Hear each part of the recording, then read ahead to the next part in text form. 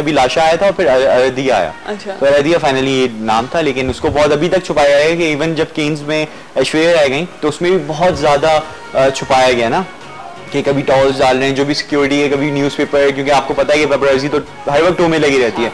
और ये तो इतनी मेजर एक ब्रेक होता कि उनकी बेटी का अपना अभिषेक बच्चन की, तो उसके तो टो में लगे हुए थे। तो फाइनली ये एक आई है, लेकिन अभी तक ये वही बात है कि हो सकता है फेक हो। हाँ। लेकिन ये है कि आप गूगल कर लें, हो सकता है सच भी हो। चलें जी, गूगल करें। अगर जो फैंस हैं अभिषेक के, जो अमिताभ बच्चन के फैंस हैं, ऑब्वियसली उनकी पोती है, तो जाएं जाके देखें। अच्छा, अब हम आ जाते हैं मूवीज के ऊपर। हाँ चलें, मूवीज पे आते हैं। तो जिस तरह मैंने बताया कि तेरी मेरी कहानी एक थोड़ी सी अच्छी मूवी मैं बोलूँगा, क्योंकि कुणाल कोहली की मूवी थी, जो कि इसके डायरेक्टर भी हैं और प्रोड्यूसर भी हैं। इसकी जो स्टार कास्ट है वो शाहिद कपूर एंड प्रियंका चोपड़ा की है। और इसमें इसका जो स्टोरी है वो 3 जनरेशन की दिखाई है। 3 जनरेशन नहीं, नॉट मतलब एग्जैक्टली जनरेशन, लेकिन 3 आप एरास की बात कर लें। एक दिखाया है कि 1900 मतलब बहुत पुराना ना, कुछ 1920s वगैरह की ना, फिर दिखाया 1970s का, और फिर दिखाया 2007 जो अब उनकी। और इन लोगों की लव स्टोरीज ना, कि उस जमाने में किस तरह होती थी। उसमें एक है तो बड़े मलंगन शेरो शायरी चल रही है, और बड़े कहते हैं ना एक, उसके बाद दिखाया है वो बिल्कुल डिस्को और वही अपनी ग्लासेस इन क्या फैशन था वो सारा। और उसके बाद इट इज इंटरेस्टिंग मूवी। और खैर ऐसी चीज आपने पहले भी देखी है। अगर आप लव आजकल की बात करें तो उसमें भी वो दिखाया था कि पुराने जमाने की एक लव स्टोरी चल रही है, देन एक आज के जमाने की चल रही है। और फिर शायद मुझे लव आजकल का एक डायलॉग इतना मजे का लगा था, जिसमें उन्होंने कहा था कि let's celebrate breakup party, like you know breakup को उन्होंने बहुत ज्यादा सेलिब्रेट किया था। तो ये एक नया फैशन ट्रेंड, लेकिन इवेंचुअली क्या हुआ था वो लेकिन वो एकदम से एक नया जुमला आया था कि चलो हम अपनी ब्रेकअप को सेलिब्रेट करते हैं, और खुशी खुशी अलग हुए थे, खुशी अलग हुए थे। तो वो यही वाली बात होती है कि लाइक पहले तो हमेशा से ही होता है ना, किसी डिवोर्स हो गई या कोई चीज ऐसा गई तो सिर्फ लड़ाई झगड़े और रोना धोना। बिल्कुल। लेकिन अब ये है कि जी अब आप इसको सेलिब्रेट भी कर सकते हैं। खैर इसी बात एक छोटी सी ब्रेक लेते हैं जी। छोटी सी ब्रेक के बाद आपको फिर से ज्वाइन करेंगे सुबह बखैर वाइब के साथ में हमारे साथ रहेगा। और आई होप कि आपकी सुबह बहुत खूबसूरत हो रही होगी जी। Welcome back. फिर आप सबको खुशामदीद करते हैं सुबह बखैर वाइब के साथ में। यकीनन आप सबकी सुबह बिल्कुल बहुत अच्छी हो रही होगी, मुझे ये पूरी उम्मीद है। और सुबह को एंजॉय करें अच्छे तरीके से, अच्छे से नाश्ते करें, जिसमें क्या हो सकता है, जैम टोस्ट हो सकता है मेरा फेवरेट, और जी उसमें कॉर्नफ्लैक्स हो सकता है, उसमें जी अंडा पराठा हो सकता है, उसमें हलवा पूरी का दिन तो मेरे ख्याल से कल का होता है, संडे वाले दिन का हलवा पूरी स्पेशल नाश्ता होता है। और आप क्या खा सकते हैं, कबाब पराठा खा सकते हैं आप लोग, और बहुत सारे चीज़ें हैं जी है जो आप नाश्ते में कर सकते हैं। लेकिन उसको एंजॉय करके क्या करें, और चाय भी पी सकते हैं। चाय भी एक नाश्ता है, क्यों फारूक? बिल्कुल, चाय तो इम्पोर्टेंट चीज़ आपकी नाश्ते का, तो मतलब नाश्ता। चाय बिस्किट भी बड़े मजेदार लगते हैं, पता है आपको? कभी कभार नहीं, हमेशा। अक्सर। लेकिन मेरा तो फेवरेट है चाय और बिस्किट, और उसमें डुबो के आप लोग जो है ना चाय और बिस्किट खाएं तो क्या मजेदार चीज़ है। कभी चाय पराठा खाया? चाय पराठा क्यों नहीं खाया, अक्सर खाया। पराठा अचार, पराठा कीमा पराठा, क्या पराठा जी। सुबह नाश्ता मंगाए भाई प्लीज, हम सबने नाश्ता करना है अभी। वैसे भी आजकल तो वो भी हुआ है, मतलब मैं आपके आम आए में तो mango shake and paratha. Mango shake and paratha वैसे एक ऐसी चीज है जो हर एक के साथ अच्छी लगती है ना, लेकिन बस उसको आपको बस बैन करना चाहिए। खाएं जरूर, बिल्कुल खाएं, कोई मना नहीं कर रहा आपको खाने के लिए, लेकिन जो आपको पूरी वीक में हम हिलाल जो एक्सरसाइजेस देते हैं वो एक्सरसाइजेस जरूर करिए, ताकि वो जो है वो बर्न आउट हो जाए। हिलाल से बहुत जरूरी कांटेक्ट करना। हाँ बिल्कुल। और एक दफ़ा मैं फिर से आप लोग बता दूंगी जी, मंडे की एक्सरसाइजेस जरूर देखिएगा, क्योंकि मंडे को हिलाल जो है वो सिखा रहे हैं बॉक्सिंग जी। अब हमने बॉक्सिंग स्टार्ट कर रहे हैं मंडे से, तो मैंने पहले भी कहा था कि जितनी ख़वातीन हैं वो ज़रूर सीख लें, उनके लिए बहुत ज़रूरत है। और जितने मर्द हजरात हैं वो ज़रा अपने आप को छुपते छुपाते फिरें, क्योंकि उनकी बेगमात जो है जब वो बॉक्सिंग सीख लेंगी तो फिर क्या होगा ये आप लोग सोच सकते हैं। तो बस अब जो है ना कम बोलिएगा, कम डांटिएगा अपनी बीवियों को, ताकि वो बॉक्सिंग सीख चुकी होंगी जी। फारूक हमारे पास क्या है अब? हमारे पास तेरी मेरी कहानी का मैंने आपको बताया। उसके बाद एक और मूवी है gangs of Wasseypur. Gangs of Wasseypur. अच्छा। वसीपुर कोई स्टेट है इंडिया में, उस पे है, और डायरेक्टेड बाय अनुराग कश्यप। अच्छा, इसका ये हुआ कि अनुराग कश्यप एक और मूवी बनाना चाह रहे थे काफी अरसे से रणबीर कपूर के साथ, ठीक है, लेकिन रणबीर कपूर जो है वो टाइम नहीं दे रहे थे। फिर उनके बीच में आ गई कि उनके जो फ्रेंड है अयान जो हैं, उनके साथ उनको मूवी करने लगे। आप तो मुझसे इस तरह से पूछ रहे हैं कि जैसे मुझे उनके सारे दोस्तों के बारे में बताया। हाँ। उनके दोस्त हैं? नहीं, एक्चुअली वो डायरेक्टर हैं, वेकअप सेट के डायरेक्टर वो थे, उन्होंने उसका डेब्यू से किया था, और लोग जो फॉलो करते हैं उनको पता होगा कि कौन अयान है। हाँ। तो ये है कि उनकी मूवी में लग गए वो। उसके बाद तो अब ये जो अनुराग कश्यप थे वो बड़े कि उन्होंने बोला कि ठीक है, अभी उनको उस मूवी को साइडलाइन करके, उनका बहुत मेजर प्रोजेक्ट है, वो काफी अर्से से काम कर रहे हैं उस पर, लेकिन अभी उसको साइडलाइन करके इन्होंने इस मूवी पे काम किया और फाइनली रिलीज की।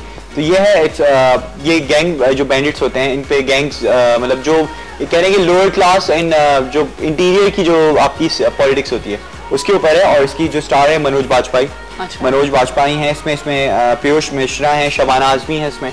तो ये है कि उनके ऊपर स्टोरीज है, उनकी जो पॉलिटिक्स होती है वही आपका मारधाड़, जैसे ओमकारा वगैरह की जो एक टच दी है, हाँ। जिससे उस टाइप की मूवी है। और हमेशा शबाना आजमी जो है वो सब्जेक्ट वाली मूवीज में काम करती हैं, लाइक आर्ट मूवीज जो कराई जाती हैं उसमें काम करती हैं, जिसमें आपको कोई ना कोई सब्जेक्ट मिलता है, कोई चीज आपको ऐसी मिलती है जिसको आप रियलाइज करना स्टार्ट करते हो, है ना। तो वो वाली चीज हमेशा शबाना आजमी की बड़ी बहुत कम काम करती हैं। तो शबाना आजमी ऑब्वियसली उनके अपना वो निकल गया है, लेकिन उसके बाद भी अब भी जब भी काम करती हैं तो बहुत सिलेक्टिव, बहुत आर्टिस्ट, मैंने ज्यादातर उनको आर्टिस्टिक मूवीज में देखा है, जो कि कह लेंगे जो कि इतनी ग्लैमरस नहीं होती, जो कि इतना आपको पता भी लगता है कि उनकी मूवी आई है, लेकिन ये कि और मुझे बेसिकली आर्ट मूवीज बहुत अच्छी लगती हैं, क्योंकि आर्ट मूवीज में आपको बहुत कुछ रियल लाइफ से रिलेटेड, ऑब्वियसली आपका एक फेक लाइफ नहीं होती उसमें, आपके उसमें फिक्शन नहीं होता, ठीक है। जिस तरह हम लोग अक्सर देखते हैं जो मूवीज में दिखाया जा रहा होता है वो तो होता नहीं है लाइफ में, या किसी हद तक होता है, किसी हद तक जो मूवीज हैं या ड्रामे हैं, ऑब्वियसली वो तो आपका माइंड वही काम करेगा जो होता है,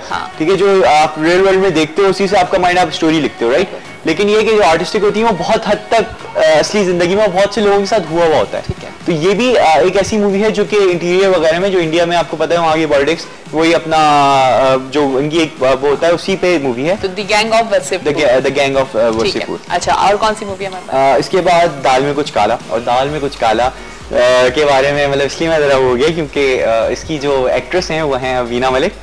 ओहो और बिल्कुल वीना मलिक इसमें है। इसकी जो डायरेक्टर हैं वो अनंत बलराज हैं और प्रोड्यूसर दीपक एंड उर्वश्वरी बली हैं। अच्छा। तो खैर स्टारकास्ट के बारे में मैंने जिसने बताया, इसमें आपको वीना मलिक मिलेंगी और इनके डबल धमाका मिलेगा, इन द सेंस कि इनका डबल रोल है। अच्छा। तो वीना मलिक है, शक्ति कपूर हैं, अनंत बलराज हैं और विजय राज हैं। अच्छा। और इसमें जैकी श्रॉफ का कैमियो रोल भी है। अच्छा। एक छोटा रोल है।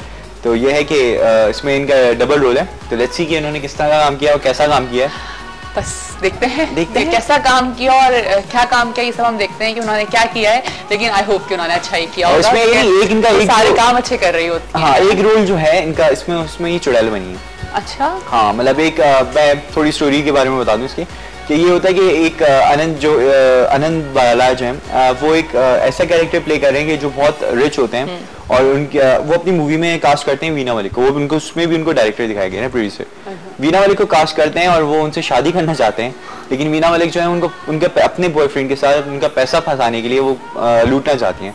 लेकिन वो एक ऐसे आइलैंड पे फंसते हैं जहाँ उनको वीना मलिक मतलब उनके डबल रोल उनको चुड़ैल मिल जाती है। तो स्टोरी तो खैर ऑब्वियसली इतनी जानदार नहीं है, ना कि कोई बहुत टॉप ब्लॉकबस्टर टाइप की कोई मूवी होने वाली है। इसमें एक चीज ब्लॉकबस्टर है कि इसमें वीना मलिक बिल्कुल। तो वो हम लोगों के लिए, मैं खास इसलिए लोगों के लिए जो वीना मलिक के फैंस हैं जो पाकिस्तान, और हम सब फैन हैं, जाहिर है हम सब पसंद इस सेंस में करते हैं जी वो पाकिस्तानी है। लेकिन खैर अब आगे मैं नहीं बात करना चाह रही हूँ कि वो बहुत ज्यादा हो जाएगी। बिल्कुल। तो आई नो कि उनको अपनी लिमिट्स का पता होगा और अल्लाह करे कि उन्होंने अपनी लिमिट्स को मजबूत से थामा किया। उनको ऐसे मैं बताऊं, उनको डिस्कस भी नहीं करना है। खैर एनीवेज उनकी मूवी है तो लेट्स सी कि उन्होंने किस तरह का काम किया है। आई होप अच्छा काम किया हो, अपने एक्टिंग स्किल्स दिखाई हो। हाँ। और हो सकता है उनको यहाँ पे जिस तरह मौका नहीं मिला तो वहाँ पे उन्होंने अपने एक्टिंग दिखाई है। हाँ।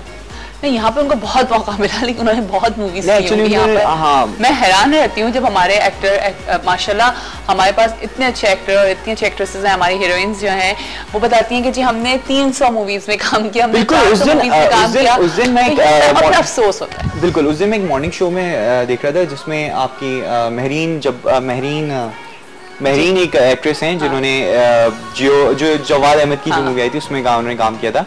तो वो बात कर रही थी तो उनके साथ नूर बैठी हुई थी। तो नूर ने भी बताया कि मैंने इतनी मूवीज की है ना, मैं शॉक टू हियर दिस कि उन्होंने इतनी मूवीज काम किया। लेकिन हमें नहीं पता, लेकिन नहीं पता चलता क्योंकि जाहिर है बेचारे वो लोग तो इतना काम कर रहे थे, लेकिन हमारे प्रॉब्लम है फिल्म इंडस्ट्री में कि वो नहीं आगे बढ़ पाते या लोग इतना देखते नहीं। ये कल्चर ऑब्वियसली अब एक वही चीज है ना कि दिखाया जाता है वो हमारे बन गया है ना एक्चुअली कि हमारी मूवीज थोड़ी कोई इतनी एक्स्ट्राऑर्डिनरी होंगी नहीं होती या कोई इतनी हिट नहीं होंगी, पता नहीं क्यों नहीं जाते। सबसे बड़ी प्रॉब्लम ये, मैं भी नहीं जाती, मैं झूठी बोल रही, मेरा भी जाना नहीं होता क्योंकि खैर, लेकिन मैं तो इंडियन मूवीज भी बहुत कम देख रही होती हूँ, मैं तो मूवीज ही कम देखती हूँ। तो ये है कि हमारा वही बात है कि हमारी जो पाकिस्तानी मूवीज का ये हाल है कि मतलब ऐसी मूवीज बनती हैं, ठीक है, जिनका पूरे अगर हम बात करें तो हम ऑब्वियसली मैं इंटरेस्ट नहीं, मेरा इंटरेस्ट नहीं होगा, आपका इंटरेस्ट नहीं होगा। वो एक गलत है। हाँ, एक बहुत छोटे से एक सेक्टर को वो करते हैं, जिस तरह गुज्जर वगैरह, जिस तरह वही वाली बात है कि पंजाब साइड पे जाए तो गुज्जर वगैरह को बहुत ज्यादा फोकस किया जा रहा है, तो ऑब्वियसली वहाँ डिमांड है, तो उनकी डिमांड को पूरा कर रहे हैं। लेकिन अगर हम पूरे पाकिस्तान या नेशनल एक वो वाली बात करें तो वो डिमांड है ही नहीं, तो इसलिए हमारी मूवीज नहीं चलती। अब अगर हम शोएब मंसूर की हम मूवीज की बात करते हैं, खुदा के लिए की ले लें, बोल ले लें, वो एक ऐसी मूवीज थी जो कि जिन्होंने जो सबकी डिमांड थी और सबने देखा, सबके लिए समझने वाली चीज थी और सबके लिए एक्सेप्टेबल थी। तो वो एक बड़ा उन्होंने ऐसा बिजनेस किया कि इंडिया में भी उन्होंने कुछ ना कुछ तो है। अल्लाह करे कि हमारी मूवीज आगे बढ़े और हम लोग उनको देखना स्टार्ट करें, क्योंकि अभी भी अगर आप अपनी पुरानी मूवीज को देखें, जैसे मैं भी कल परसों ही देख रही थी, नदीम और बाबर शरीफ की एक मूवी आई थी, मैं बड़ा इंटरेस्ट लेकर के उस मूवी को देख रही थी, तो उसमें मुझे जो अंदाजा हुआ, उसमें बाबर शरीफ का मेकअप, बाबर शरीफ का हेयर स्टाइल, उनकी ड्रेसिंग, वो जीन्स शर्ट पहनी हुई थी लेकिन वो इतनी स्मार्ट लग रही थी जिससे उन्होंने उसको कैरी किया हुआ था। हमारे थोड़ी सी प्रॉब्लम्स आ रही है। रिसेंटली मैं यही मैं कुछ आपने देखी, मैंने भी रिसेंटली एक मूवी में चेंज कर रहा था, स्विच कर रहा था, तो कोई पाकिस्तानी बहुत पुरानी मूवी आ रही थी, तो मैं वो देख रहा था और मैंने अंदाजा लगाया कि वो 1970s वगैरह की मूवी थी, 1980s वगैरह की। तो मैं वही सोच रहा था कि इंडिया में भी 1980s की मूवी आप उठाएं और पाकिस्तान की भी उठाएं, तो एक आपका कंपटीशन था, बहुत कंपटीशन था और कुछ जहाँ पाकिस्तानी मूवीज थी कि बहुत अच्छी मूवीज थी, तो एक आपको वो एक कहते हैं ना कि टफ टाइम आपको दिया जा रहा था, लेकिन अब वो ऐसा है ही नहीं। मतलब अब तो कहाँ ये साफ बात है, क्योंकि हम लोग कंपटीशन पे इसीलिए नहीं कर पा रहे ना कि हमारे पास वही वाली बात है कि हमारे पास चीजें पूरी नहीं है, क्या चक्कर है, किस वजह से हम लोग नहीं आगे बढ़ पा रहे। खैर इंशाल्लाह जी आगे बढ़ेंगे, अभी आपका आगे बढ़िए, बताइए आगे की मूवीज। दाल में कुछ काला, जिस तरह मैंने आप उसके बता चुका हूँ। बॉलीवुड से तो यही मूवीज हैं, इसके अलावा फिर अब हम हॉलीवुड पे आते हैं। हॉलीवुड में बच्चों के लिए बहुत ट्रीट है। अरे वाह, मैं बोलूंगा बच्चों के लिए तो मतलब वैसे भी समर वेकेशन चल रही हैं, तो भाई आप लोग जाके जरूर मूवीज देखें, क्योंकि आप लोगों के लिए बहुत अच्छी ट्रीट्स हैं। सबसे पहले तो मैं बात करूँ कार्टून मूवीज, जिस तरह 3 कार्टून मूवीज आ रही हैं, अच्छा ठीक है, एनिमेशन में, और सारी कह लेंगे टॉप ना, मतलब आज ऐसी होती है आप देखो, जो मैंने देखी है मुझे बहुत पसंद आई है ना।